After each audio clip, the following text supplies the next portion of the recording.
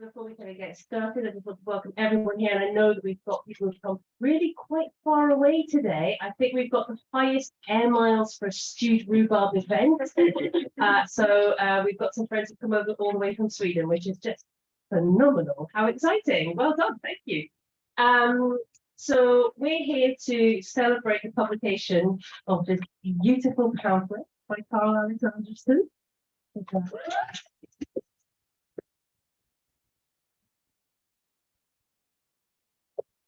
And I'm just so pleased to have published it. It's the fourth pamphlet in 2023 that we've published, and it really fits beautifully with those that we've put out so far this year, but stands so well on its own. It's an absolutely beautiful piece of work, and we're very proud of it.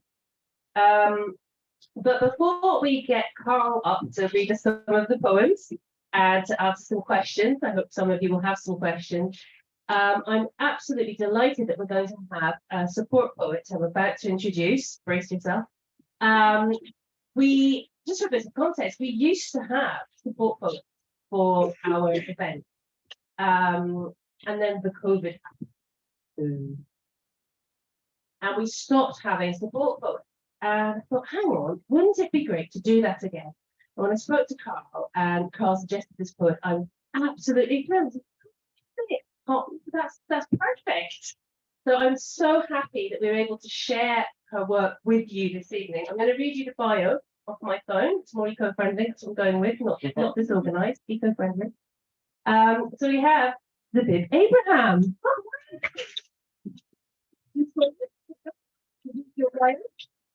Zabib is a writer and psychiatrist, which is a really interesting combination. She has been published before in Fantasy Magazine, The Rumpus, Podcastle, Apparition Lit, and many, many more. She can be found on Twitter at Texas_1, and more importantly, she runs workshops. Oh, so look that up on your website. Is that right? The zkabraham.com. Oh, that for a plug. Yeah. Okay. So we're really excited to hear your post. I'm going to put this down and try and chat. You're just like working here. Yeah. Hi everyone. Thank you so much for inviting me. It's an honor. And I'm so excited for Carl reading this pamphlet. The first poem I'm going to start with is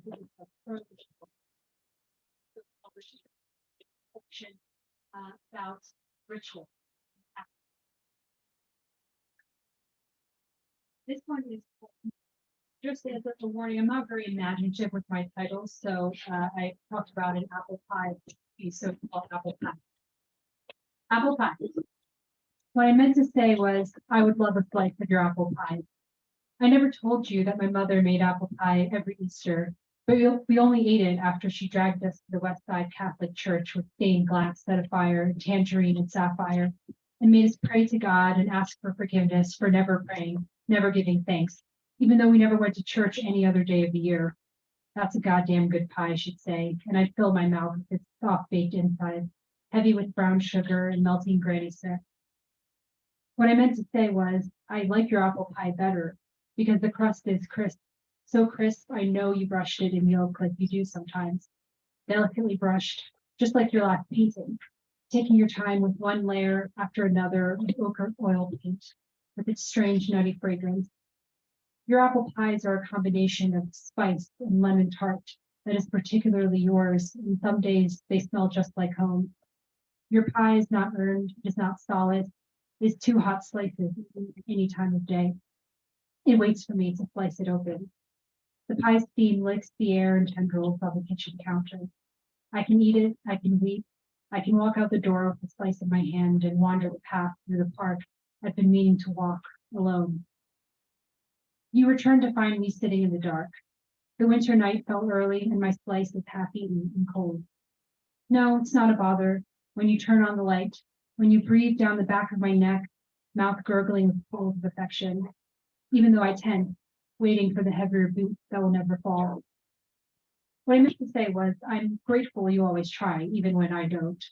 Perhaps I do try. I try with such an effort, I inevitably find myself in the depths of a labyrinth. I'm grateful you're not like me, not like her, that you're your own person, with a quick and uncanny sense of measurement, and an energetic desire to see the world through its everyday veneer. I'm jealous of you, the way you hug me firmly, low-pitched gurgles audible in your belly, and you squeeze me straight. Jealous of the way you open the half-broken latch of the kitchen window to smell the damp freshness of the mornings. And what I meant to say was, yes, I'll unzip from the tight geometric routine I've woven around and eat that slice of pie, notch by notch, my skin catching, my tongue far away from the taste of sweetness. I'll even go to church with you, the church down the street with dark stained glass and lingering scent of smoke, incense and old stone and ritual bringing me to you. I'll even linger in our church, the wooden joke is made up of our bed, the altar. Yes, I'll try and notice the morning sun and get to another glorious day. Sure, I see it now. The yellow light through our worked glass window. Tomorrow in that spring. And you, Helen.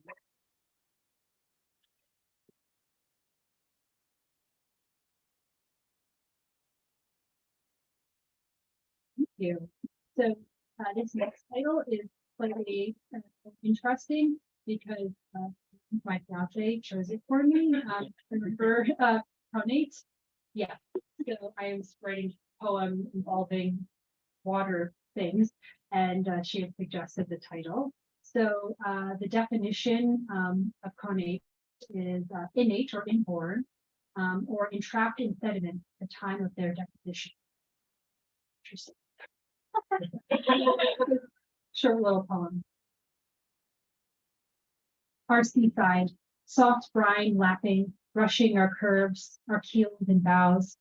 Sun froths those tides, warms our foam. Tides pour dark oil on our bathing skin. Underneath the glittering waves lay 1,000-year-old luminescence. We swim into the water, its primal cold, deep down cavities, bubbling over with Cambrian life forms. And there, those tender-hearted whales, their eyes like rooms which reflect the world. They house us, sleeping. You go on blue for 1,000 miles, your mouth the water lapping over my lips.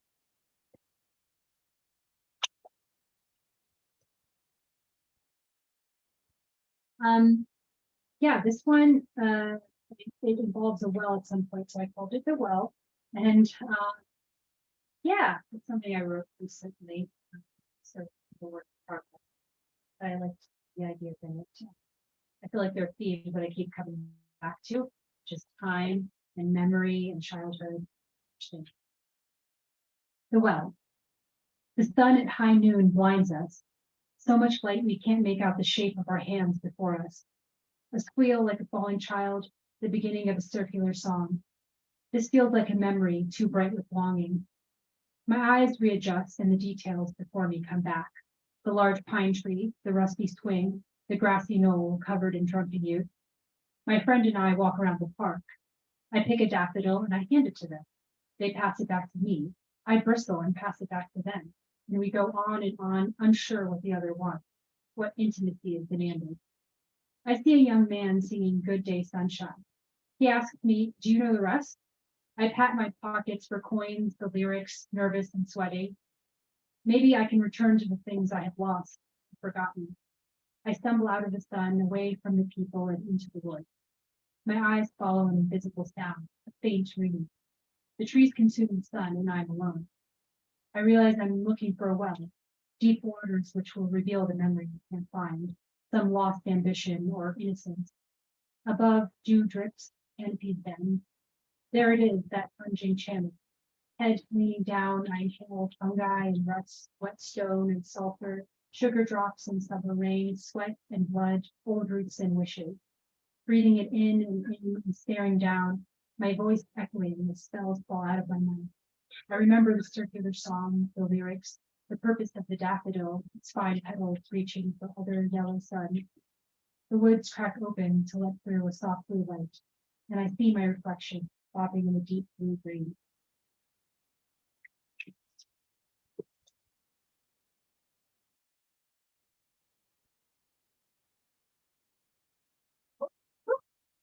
Okay. This one is part, it's going to be published in a collection called The Dark Side of Purity, which, yeah, it's a really cool project that involved, it was basically came out in, after Roe v. Wade, so we're pushing back the issue of women. So yeah, that's really cool. Check it out. The black tape. The ancestors are observing. That is the line she remembers as she lays down in bed, summer heat throbbing around her. She throws off the sheets. Tonight she can't sleep. The night is black and blue and red, and underneath its mosquito hum, she hears the reel of the black tape, wrapped like a ribbon. She's naked in her shameless rest, no drape on the window. They say the ancestors' tape is always recording, always appraising, for viewing now, for viewing later. The tape runs its spool to the end. She runs her fingers down, but they see. Do any of these heavy phantoms wish me well? The darkness and its long tended tape want to drape herself, contain humidity, but she's sweating and lightheaded. The words of a lover occur to her. Bright pink gum popped in an open mouth, open wide. She breathes in tightly sandalwood. She's fallen asleep, not vigilant. They witness her dreams of riding an 8-legged beast, muscled, opaled arms. The needle warbles towards her shoulders, ready to mark her, desecrate.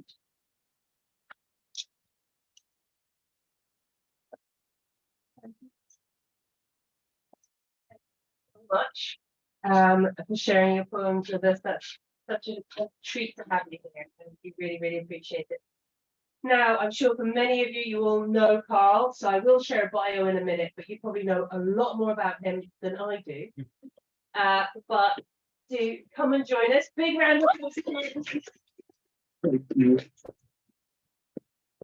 Thank you to Tom. We are so thrilled to have your pamphlet. Love it. Love it so much. I'm going to read your bio, but that is due form. So let's go for that. Everyone ready? Carl Alexanderson is a queer spoken word poet and writer based in Glasgow, hailing from Smallland. I tried to learn the pronunciation of the internet. The internet was not helpful with that. He was selected for the BBC World's First programme in 2021. Highly commended for the Edward Morgan Poetry Award 2022. And runner-up for the Grayson Verse Prize in 2022. I mean, that's just greedy. All three of those. His work has been published in Atrium Poetry, Ink, Sweat and Tears, Impossible Archetype, Fly on the Wall, Press Magazine, and now debut pamphlet for Student Pub Press.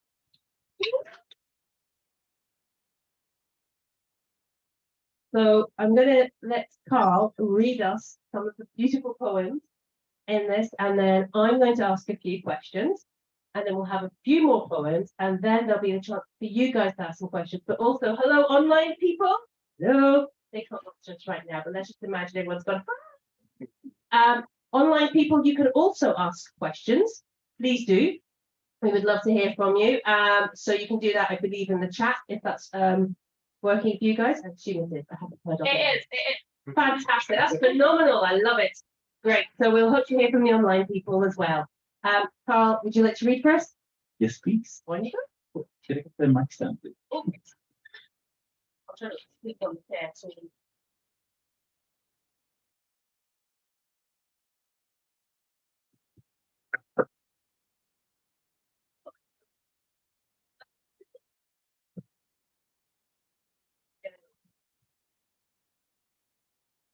how many people would you take? Yeah. Not very much. Put it up there. Yes,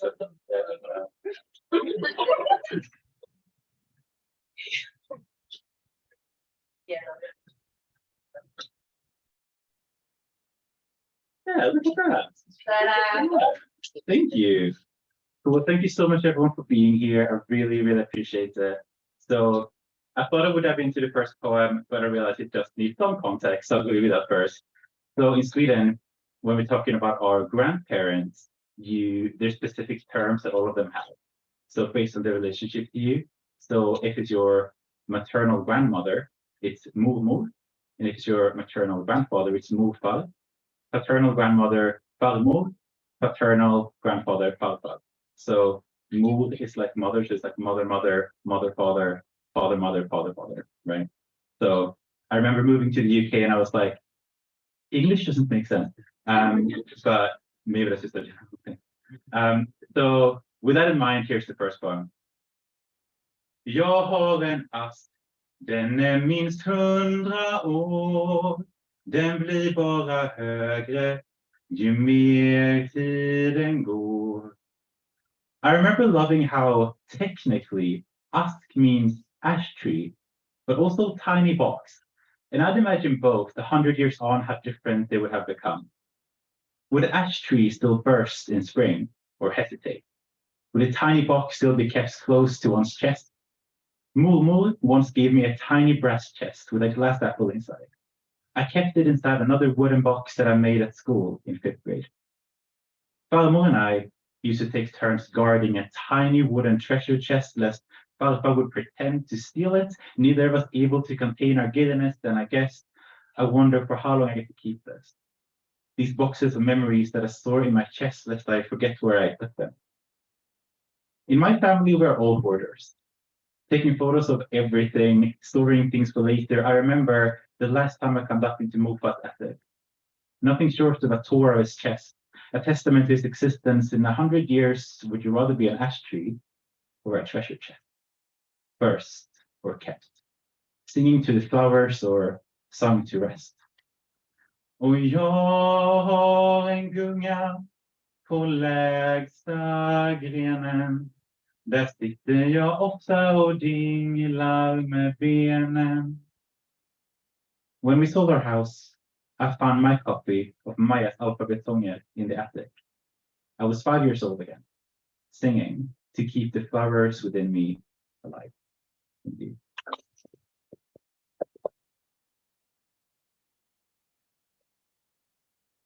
Thank you so much. So I've always loved flowers. Maybe you can tell we brought these along.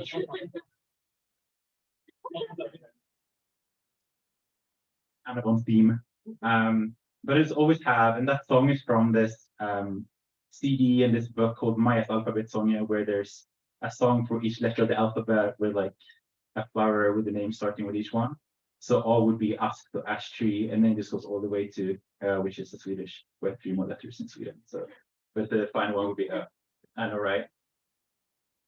Luxurious.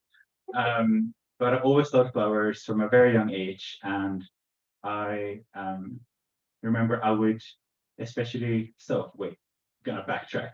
So this pamphlet is dedicated to 3 people. So one of them is my momo, one is my falmo, and one is my partner Daniel, who's sitting right here. So I thought I'd briefly review the dedications because they're important for the next poem. So, till minne av min mormor Liz, till min farmor Gunvor, to my love Daniel. So that reads in English, in memory of my mormor Liz, to my farmor or grandmother, the other one, Gunvor, and to my love Daniel. So my mormor passed away a few years ago to cancer. And so the next 2 poems starts from a place of grief. But I always, circling back to flowers, I always connected my grandmother to specific flowers. So mormor was connected to lilies of the valley and to tulips. So that's what these poems are about. So the first one's called Through Smoke. Today I learned the word perfume means through smoke. And if anything ever smelled like liljekonvalj, it is always synthetically made, since these flowers don't produce oil. Historically, people made perfumes by pressing certain flowers for their oil, then blended with oil, with water and alcohol, then left it to age. At Skummeslövstrand one summer, we reaped the rose bushes for petals to press, but our rose perfume didn't age well. Nowadays, it seems you need steam distillation, solvent extraction, or grease-covered glass sheets. We never stood a chance, did we? 4 kids with skin knees, a bowl, and a tip. I've not seen the connection between flowers and perfume since then. Flowers deserve to stay in the soil, I say while buying tulips for the living room. Today I learned that unscented is just a synthetic masking of unpleasant smell. Momo, I know you're gone, but at least liljekonvalj will always clear the smoke. Thank you.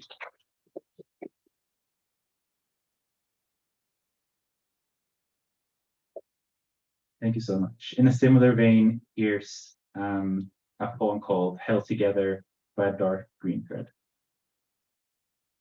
We are holding on by a thread, both me and this button that I'm trying to sew onto my sweater in the blue light of an online tutorial, hoping to reignite the past. Days when Moo would let me use her sewing machine to bestow pieces of fabric with patterned flowers, but that was then, and now I just want this button to make the sweater wearable again, bring it back to its former condition. I think of Mama's wedding dress that Momo made herself, still in excellent condition. Of the tablecloths and tea towels and the sweater she made for me and my brother, and Jesus, I'm not using enough thread for this button. It's not enough for dolphin up, dolphin down. The needle pricks my finger and Momo's urn is buried under the fabric of leaves and grass. And the flowers on our casket are arranged in an intricate pattern, the stems all coming down in the same place. Why do we send flowers when people pass away? They do nothing but wilt in front of everyone's eyes, and why, in the name of everything that is, am I insisting on fixing a fixable mess that is this sweater? I know there is no bringing her back. But there is this photo of all of us lined up, with Mumu and Mufal in the middle, a thread of people against a dark backdrop.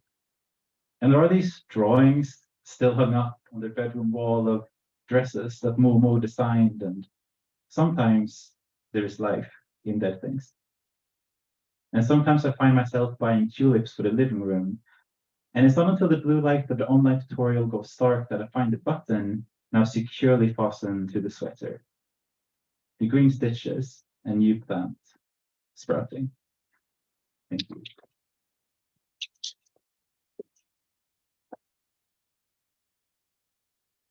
Thank you so much. So maybe it was clear from the poem that my Momo used to work as a textile teacher.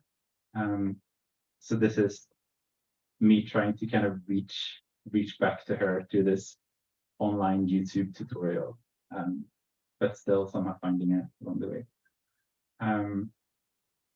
Alongside starting from a place of grief, and these poems also start from a place of heartbreak. And so I wanted to share this one poem called Sometime Afterwards. And so as Charlie was saying, I was doing the BBC Words First program in 2021, which aimed to find the most exciting spoken word poet in the UK.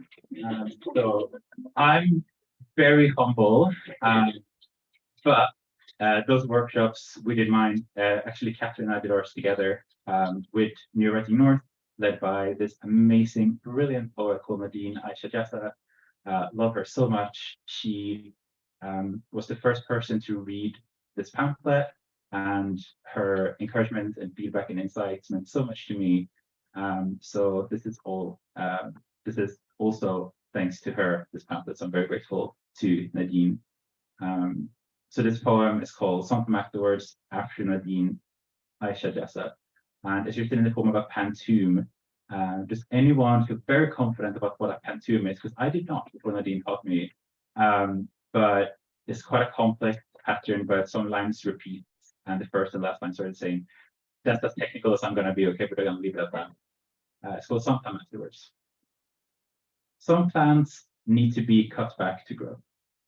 Sometimes I wish you hadn't gone, but some days the sun shines, and some November nights reveal starlit skies. Sometimes I wish you hadn't gone, but some stars are the suns to planets like ours, and some November nights reveal a sky so open shivers. Some plants recover from cold shocks, but their leaves do not. Some stars are the suns to planets like ours. Some days a billion suns shine at once, and some plants grow new leaves. Some plants need to be cut back to grow. Thank you.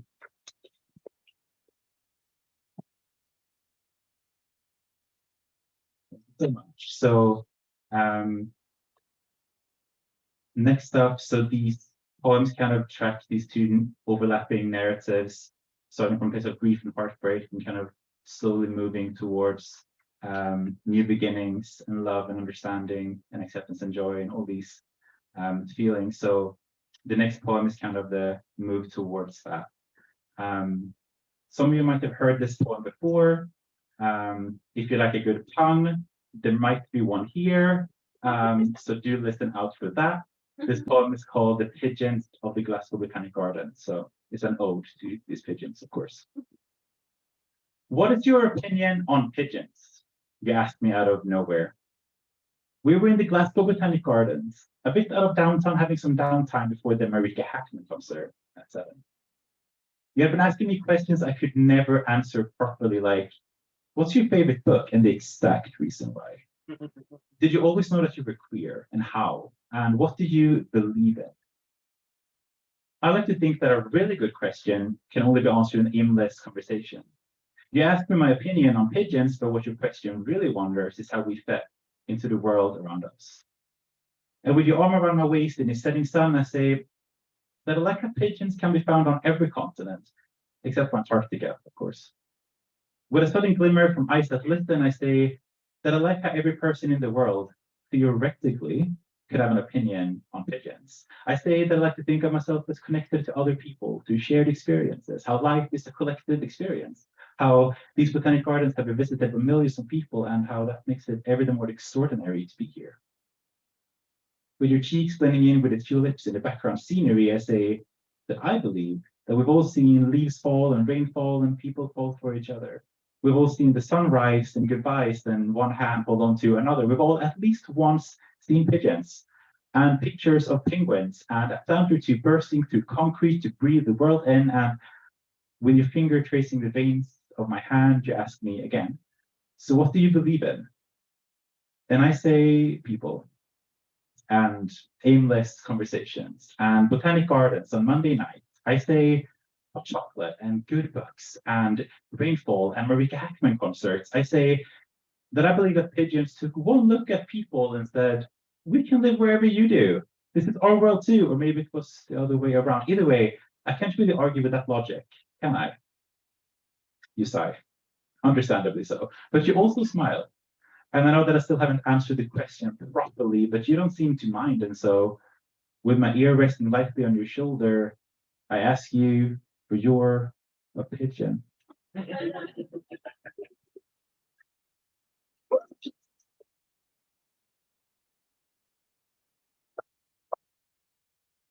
And you sigh deeper this time, and then you tell me. Thank you so much.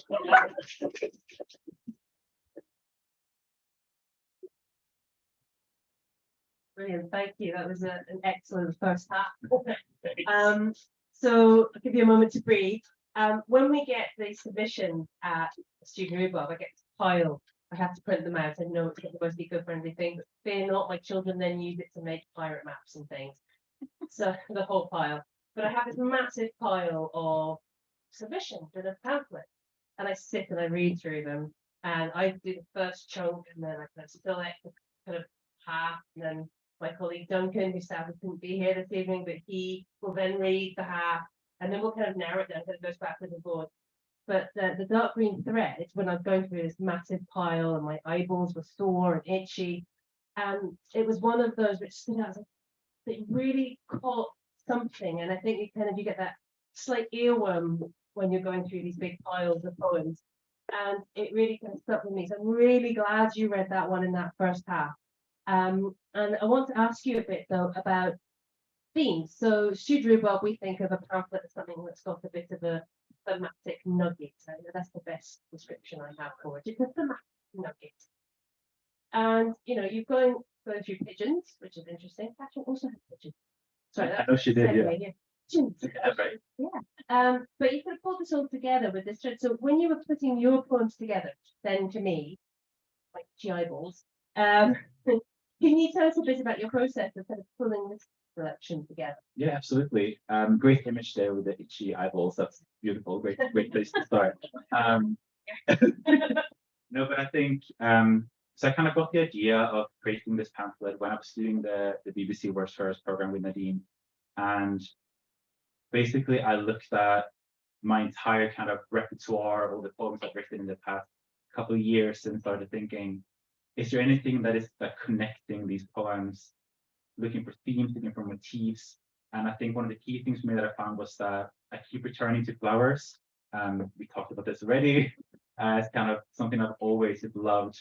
And I think realized that I was using flower imagery to kind of express these ideas of grief and of love. And so when I was looking at these poems, I was kind of thinking of how can I create like a narrative of sorts? Like you want to have some kind of movement about your pamphlet. And Danny was there's my partner right here already. So he was instrumental in so many aspects of this pamphlet, and he helped me kind of go through the poems. I remember he was doing this. He made this chart of like how he thought that a reader might feel as they went along the pamphlet, and we used that, right? And we used that to like determine a kind of order. Some poems always had a very clear. This is like the start half or the second half, or the first or the last poem also kind of set quite early on. But there were a lot of floaters kind of with this fed early or a bit later. So Danny was very helpful in helping me read through it and yeah, kind of putting it all together. Did you write anything specifically to fill in gaps, or did you have everything kind of to filter? I did have everything apart from the poem I read there sometime afterwards. I wrote kind of inspired by Nadine. So two BBC Words First. I was given like a 1-to-1 session with her afterwards, where she only had to read. She was only like asked to read 3 poems, but I said like, I'm working on this pamphlet, but I can send you 3 poems from it, and she just offered to read the full thing and give me feedback on not only like the pamphlet overall, but also individual poems. Like she did not have to do that. Such a generous person. Anyone who knows Nadine, I'm seeing the nods. Anyone who knows her knows. I'm not surprised at all Yeah, to hear right. that about her. She's so lovely. Very on brand, love her. So that poem I wrote kind of after we had our first meeting talking about the pamphlet, and she was saying this might need a little something, another maybe a bit shorter poem to give it a bit of space to the pamphlet, a bit of breathing space. And then I ended up dedicating the poem to her because just Well, there was another instrumental person in this whole process, and one of the nice things that we can do at Studio Rhubarb is pair you up with an editor. And we do believe at Studio Rhubarb that like that editorial process, particularly when it's a debut pamphlet, there's so much to learn, and it's just a wonderful thing to do, and it feels a bit daunting. But you were working with Alicia Mohammed, but also absolutely wonderful poet in her own right, but fantastic pair of hands as an editor. Can you tell us a bit about that too? absolutely. So yeah, Lisa's actually here in the audience. So You now have to wave. you know, to do a little There wave. you go. But yeah, that was such a beautiful part of this process, was working with Alicia. So when we had our first meeting with Studio Rhubarb, just talking about like ideas for the pamphlet, if they want to send what I wanted from my editor. And immediately I was like, well, there is this one poet who is like amazing and who wins all these awards and is just wonderful, and I would love to work with her. And just kind of just throwing it out there, that was like my top choice. And she said yes, and I was like, okay, great.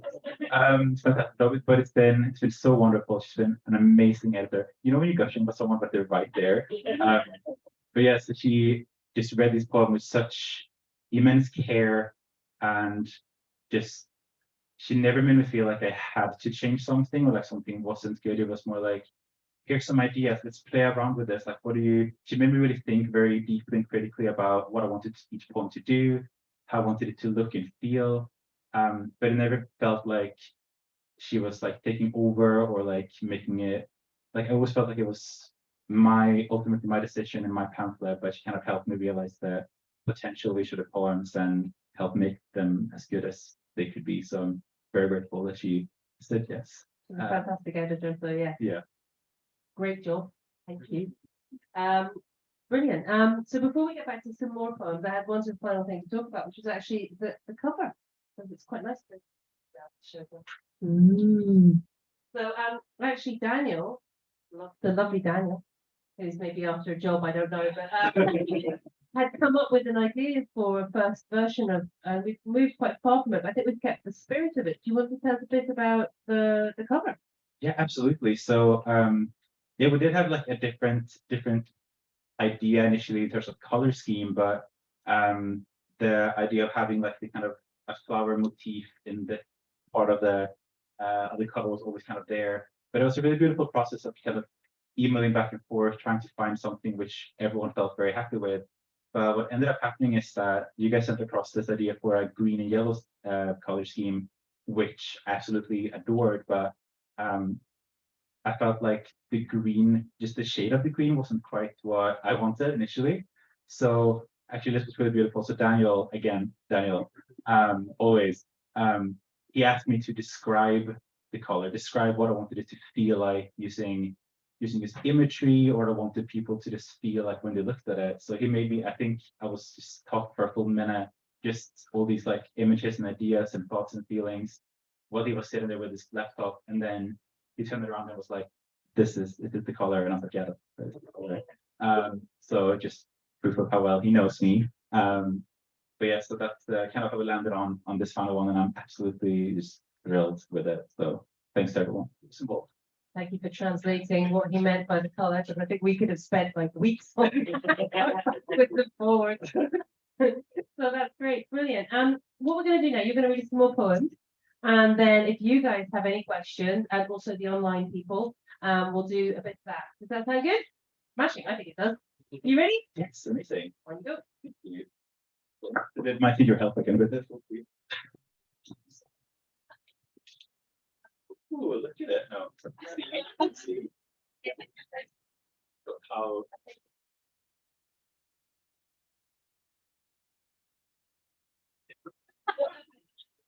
just be very still, everyone.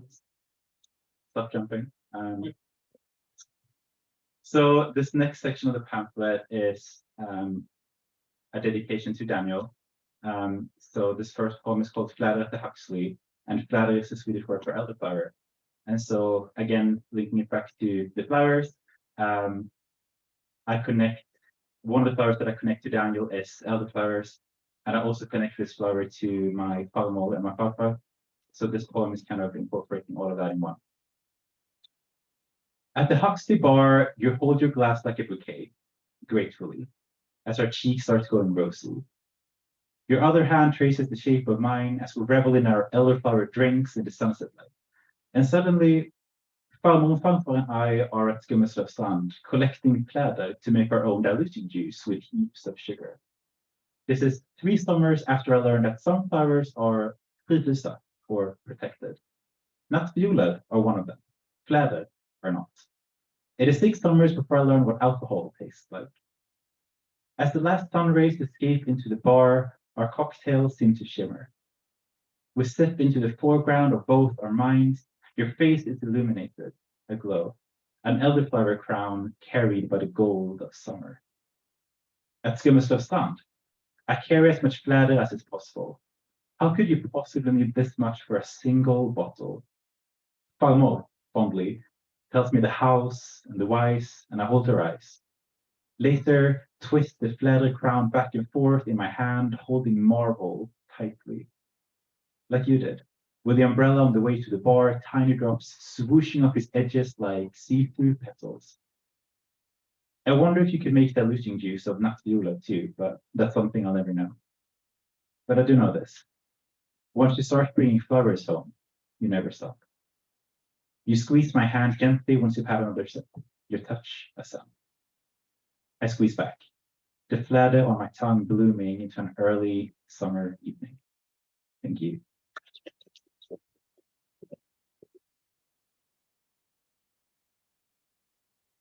So Daniel's crying, my mom's crying, I'm crying. We're gonna swiftly continue on this road. Wait.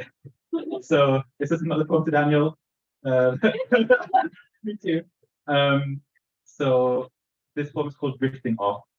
And it's a short poem just capturing this one time. Drifting off together. My chest, a hillside of heather, your words, morning dew. Our bodies fell with warmth, anew, turning towards each other sun. You are a waterfall of giving, not stopping to see how much of you will remain. Afterwards, let me be your rain, or else the soft purple hillside on which you land and stay.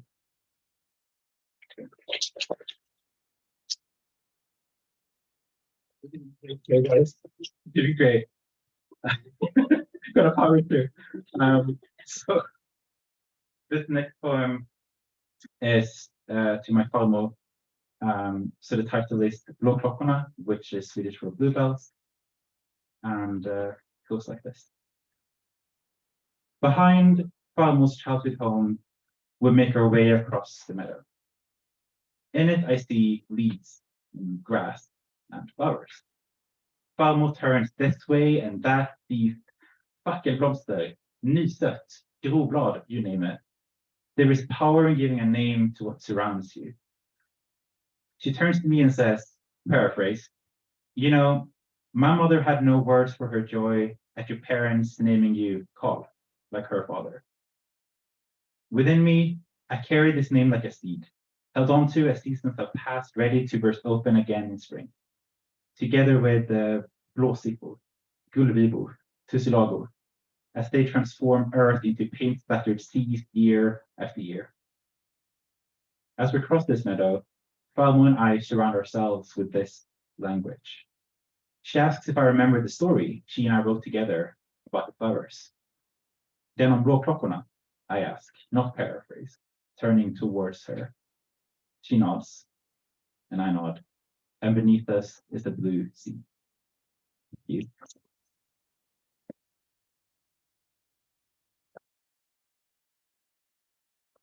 Thank you so much. So we are now moving into the final three. So this is one poem each for all the people that the pamphlet is dedicated to, kind of tying it up for ending the kind of narrative arc. So this is the one for Momo, and it's about Momo's childhood home. Momo's childhood home rests right by the riverside, where in summer people would water ski, at least when Mama spent summers there. Mama tells us this right before a boat suddenly brushes the waves out of the way and a woman on seat puts Jesus to shame. Today was my first time there. I wish you were here too. I want her version of things, her skinned niece, the viso she would sing, the first thing she ever sewed, painted, made herself, the moment when all the green brushing against her jacket in spring made it her favorite color. Mama's has always been blue, like seascapes and riversides. Mine used to be blue like spring skies. Now it's green like springtime, liljekonvall leaves and her eyes. Mama, instead, tells us how Momo's childhood home used to be yellow, but it's gone from a tulip yellow to a tulip red. It could use another repainting, I think. Today, the house appears almost abandoned. Still, the post box is only half full, and the grass must have been cut not too long ago, and so I take Mama's photo in front of it. She's facing the riverside, wearing one of Momo's deep blue jackets. I think that this is how tulips continue to dress the earth in color, year after year after year. Thank you.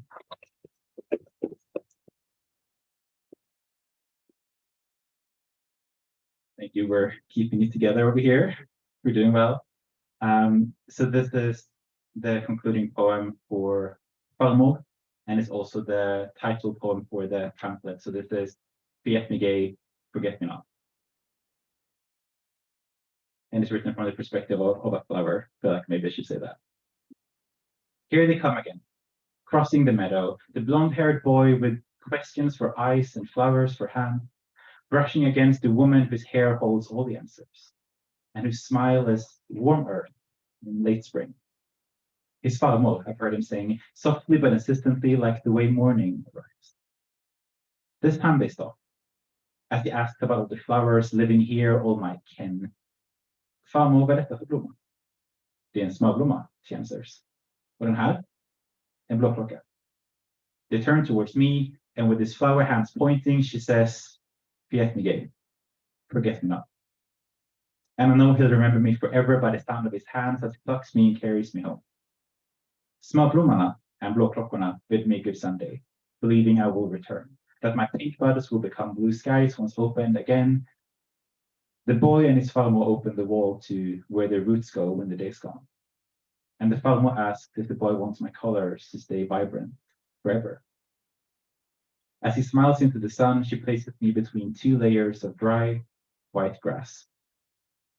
And the boy helps her press the earth together. Thank you.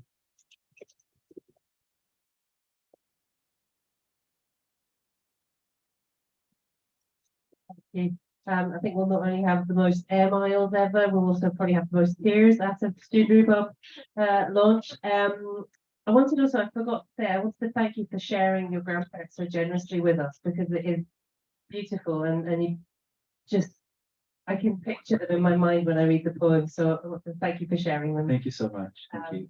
So we're going to go to some questions. We'll take one from the room, and then if we have any online. Oh, yay. So I do one from the room and then I'll have an online. Smashing. Okay. Anybody in the room? Yes. Hi. I was wondering were there any particular parts of the pamphlet that were particularly challenging to write? And how, it's just an add-on, how did you find incorporating your own home language into the poetry itself? I'll just repeat that for the online. So the question was, that comes up a blank all of a sudden. It was challenging. Were any of them particularly challenging, and how you found writing in the two languages? I thought we'd start with the second one because I feel more able to answer that immediately. I think writing in two languages, this is kind of going to be a long answer. I feel it already. It's going to be a long answer, but initially when I started writing poetry, I wrote only in English, and I almost didn't want people to know that I was Swedish, or that English was my second language rather. I think I wanted to hide it, to be not to be taken seriously, but to not have this kind of preconception that it's like this is your second language, so you can't be good at this kind of idea, right? So I wrote in English, and I tried really hard to like not add anything Swedish, no Swedish places, words, stories. It will be kind of more general, or I just as anglicized as I could make it, I guess, which comes from this internalized Anglocentrism, which is quite a big thing in Sweden, I think. I think in Sweden, where learning English is a very big deal. We do it like in school from quite early, and there's like this expectation to be quite good at it, or to at least care about being good at it. And we consume a lot of like American TV shows, music in English, like there's a lot of English in Swedish society. So we are generally quite good at it, but there's also this just internalized idea that this is English is somehow better, or English is a very important global language in Sweden, being a small country. There's this idea that there's only 10 million people speaking Swedish, you need to also speak English. So I think I internalized that quite a bit. And I wrote this poem a few years ago called English, where I kind of talk about this and my journey of learning English, which was very early, because I was looking at these Pokemon cards in Sweden right when I was 6 years old. And I was like, why can't I read these? These are letters that I recognize, but it doesn't make any sense to me. And kind of asked my parents, and they're like, oh, like it's in English, and they started translating to me, and I got this interest from like that age, like there are things that I can't access that I'm like meant to be playing with, because they were like, oh, Swedish kids just care about the nice colors, they don't care about actually playing the game or reading anything, right? Who would care about that? So they didn't bother to translate the cards for us. So they were like, they're like, it's gonna be fine to just play with them. But I realized that I was not accessing things because of this kind of language situation, if you will. So when I was writing that poem, it started from that point of like, this is quite funny. I started learning English when I was 6 from Pokemon cards, haha. And then it was suddenly not funny when I started to realize all these things that kind of came with it. So again, I had this whole poem just dealing with that. But when I'd written that poem back in 2020, I realized that my Swedish identity had kind of been pushed down or pushed away. And it having realized this internalized kind of Anglo-centric ideas, it became very important to me to embrace my Swedish identity and embrace my Swedishness. And that's kind of how this pamphlet came to be a bit. So writing now in Swedish and English feels very, very important to me, and feels like that's how I best express like myself. And I feel like these poems are so much more me than the poems I wrote before. So the first poem I wrote that was ever accepted has the title in Swedish, and like I think that speaks volumes to like how when I started writing poems, which was more me, suddenly like things started to like just kind of fall into place. Yeah, I think that's my long-winded answer to say that I like writing in Swedish. Yes. I have to say, I'm not sure the Pokemon names make much sense even in English. You know, you Charizard V Max and then No, but it was an like- evolved Pikachu and you know Charmander and what That's a and Geo valid. stuff. Valid. It was more like the Got children. I know about Pokemon cards. that's fair. It was more like the descriptions of like the moves and like what would happen. Still not sure it makes much sense. That's so fair. But that's how I started at least. Yeah. We had an online question. Oh, yay. Oh, this is exciting. Oh, nice. Right, okay, well, I'll start with this one here. So, Alan Hugo. Hi, Alan Hugo. How would you say your writing has evolved during your time in Scotland? That's very nicely Yeah. done, isn't it? Yeah, no, I think there's definitely a connection there with I moved here and that's still when I was not wanting people to know that I was Swedish, so still trying to like write in English and just really try and basically sound native or sound fluent. Well, not fluent, but sound native, right? But I think since moving here, like Edinburgh is a very like literature city. So like when I moved here is when I really because I've written poems before, like I was writing poetry, doing all these things, but there wasn't like a big poetry scene or literary scene where I'm from necessarily. So moving here was like a very big moment where like there were suddenly all these open mics, never been to an open mic before, didn't know what's going on, but loved it and started going to like these events and book launches and all these things. So I think just being in this kind of atmosphere, being in Edinburgh for these past 4 years, before we moved to Glasgow where we live now, but being in Edinburgh like really helped my writing to just soak all of it in. I remember us doing this masterclass with Unislam. Had my Unislam teammates right here at front row. We did this masterclass where Toby Campion said that you have to kind of consume or take in like 3 times more art than you can consume. And that's not like a hard rule per se, but like I do tend to come back to it if I haven't written something in a while, or if I don't really know what to write. I love to just read poems, watch poems, go to events, and then I start to feel inspired. So I think definitely moving here, going to events, doing all these things has really influenced my writing a lot, and made me really like committed to it. I think that's like that answer. Also, I think that stands as really good advice for people who are writing and wanting to write. Just if you get blocked, go and read a lot. That's the other side of the coin. I think it always works really well. So we have another question from online, which is from Emmy, and it's kind of back to that language one, but with a slight twist insofar as do you start by thinking of it kind of in Swedish and then you're writing it into English, or do you? I'm going to just extrapolate from Emmy's question a little bit. But do you kind of translate as you go, or are you just responding as it comes to the bilingual thought process? Yeah. So it depends, which is a boring answer, so I'll elaborate, right? But typically the way poems come to me is like small phrases or small ideas, right? Typically because I live in Scotland, or typically in English because I think in English most of the time. So this initial kind of thoughts or ideas or motifs are often in English. But then as I kind of start writing it or start expanding on the idea, that's when the Swedish kind of blends in naturally. And initially, again, I was trying to almost resist that, but now I'm very much leaning into it. So like trying to, like the way it comes to me, like the way it makes sense to me to express something. Like one of these poems here, I didn't read it, but there's just this one Swedish word just randomly bumped into the poem. But that's because that's the word that kind of came to me there, and I wasn't entirely sure what that would be in English. But even when I looked it up, it just didn't sit right with me. So I felt like I'm gonna keep Swedish here to add this touch of like this is my authentic expression or my authentic self. But then other times I get these like Swedish words typically, but also phrases that have something in them that makes me want to explore them more. So a very good example is kind of the reason for this pamphlet in the first place, which is I realized that in English, well, in Swedish, for your grandparents, it's very clear who's who, and it's like a very clear distinction.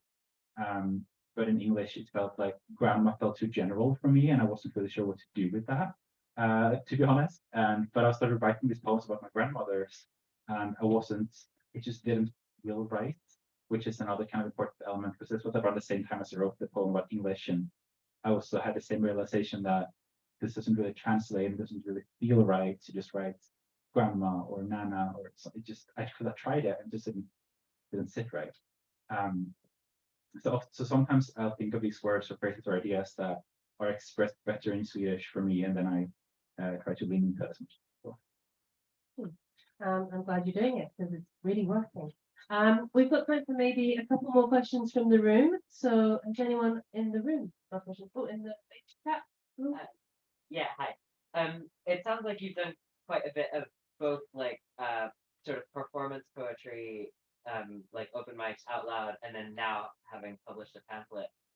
Do the forms feel like similar to you, different to you, or like was there any sort of translation effort to the page? That's a very good question. Diving into the page versus stage idea. Oh yeah, so Yeah, that's kind of cool what we're being asked here. yeah. So if there's any kind of like difficulty or challenge in transferring from page to stage or vice versa, I think Nadine and I talked about this very early on when we had our meeting after BBC Words First. The idea that sometimes it's okay for two versions of a poem to exist at once. So some of these poems, if I'm performing at an open mic, say, I might read another version which is a bit longer, or which is just a little different, because I find when I'm performing, I like to kind of create this like rhythm or soundscape or flow, and sometimes when poems are a bit shorter, that can be lost a little bit, but not always, of course. But so sometimes, because it was quite freeing when I realized I don't have to just stick to this one version, which is now the only version that's going to exist for this poem. So I think that's my kind of biggest takeaway on that. I think there are perhaps certain things that are better when it's performed, and sometimes some things that are better when it's written. Like, for example, the pamphlet, I play around with form a lot. So when I write page poetry, I guess form is very important to me. But when you're performing that, it doesn't necessarily come across. Like, for example, the poem Blåklockan about my father's childhood home. On the page is like all these little snippets kind of representing this meadow, these flowers in this little short, just one or two words each. But when you're performing it, it just becomes this one flow of words. But I think there's a beauty in that too. So yeah, just leaning into the idea that it can be more than one version of a single poem. It's like your album version and then the live, The radio edit. yeah, and then the bootlegs and the unplugged. And so we can squeeze one more in. Anyone got a burning question? Yes.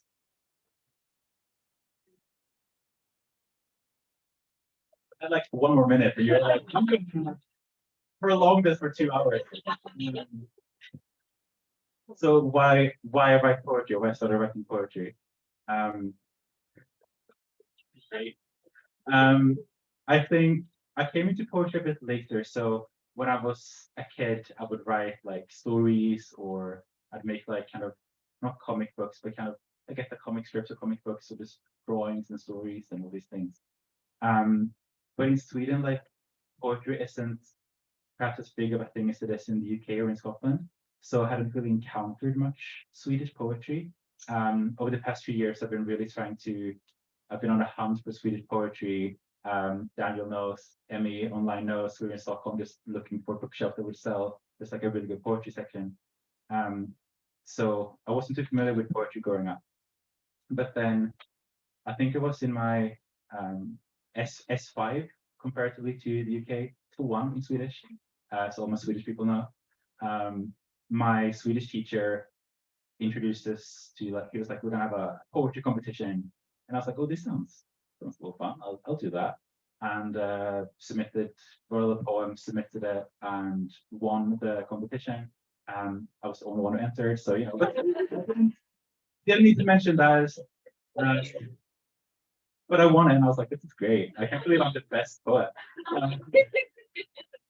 But I do think that there was something there that I started to quite enjoy poetry as an art form. and then I moved to the US for a year. I lived in California, and my school there was very like literature, art, poetry, dance, theater, like all these. It was a very arts focused place. It was beautiful. It was great, and I joined the poetry club there because again, I started kind of leaning into poetry as an art form. Quite liked how I could express myself in it, and I liked that it was quite short, if that makes sense. Like sometimes writing a short story can take up so much time and space and mental energy, and sometimes it's just nice to write a poem in like a couple minutes or an hour or something, and then just kind of be done and feel like you completed it and you did that. And I quite liked that. So I joined the poetry club, had an absolute blast there, and then of course about a year or two later I moved to the UK and just really immersed myself here. But I think it was from that very first poetry competition in Swedish class, which I won, by the way. So thank you to Carl, the best poet in his Swedish high school. And that is the accolade that you could carry for the rest of your days. So what happens now is you lovely people are all going to avail yourselves of with a copy of this lovely pamphlet. And Carl, you're going to get to sign them. It's exciting. Very exciting. I would like to start by thanking all the online people. Thank you, online people, for joining us. And I would like to thank all of you guys who came out this evening. Thank you so much for being here. It's an absolute joy to see you all. And of course, we need to do the big thing, which is we're going to have a big round of applause for the Bib's support.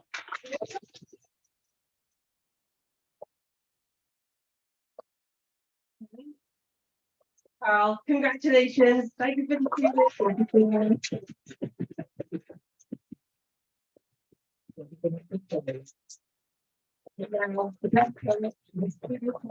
you can step around the corner to go and do some signings.